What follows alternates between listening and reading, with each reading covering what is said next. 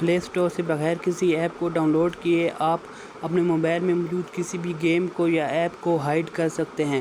تو آپ نے خالی جگہ پر 2 سیکنڈ کے لیے اپنے انگوٹھے کو ہولڈ کر کے رکھنا ہے۔ اس کے بعد آپ کے سامنے نیچے ڈیسک ٹاپ سیٹنگ کا آپشن آ جائے گا، یا پھر آپ اپنی سیٹنگ میں کلک کریں اور نیچے display and brightness per click کریں۔ نیچے آپ کو یہی سیٹنگ ڈیسک ٹاپ سیٹنگ مل جائے گی، اس پر کلک کریں گے اور نیچے سے سکرول کریں گے تو آپ کو ہائیڈ ایپس کا آپشن نظر آ جائے گا، یہاں پر کلک کرنا ہے اور نیچے ایڈ یا ریموو والے آپشن پر کلک کر دینا ہے۔ اس کے بعد آپ کے سامنے آپ کے موبائل میں موجود تمام ایپس آ جائیں گی۔ آپ جس ایپ کو چھپانا چاہتے ہیں بس ان پر کلک کریں، ٹک کر دیں اور واپس آ جائیں۔ آپ کی ایپ جو ہے وہ اب گیلری میں کہیں بھی نظر نہیں آئے گی، آپ سرچ کریں گے پھر بھی نظر نہیں آئے گی۔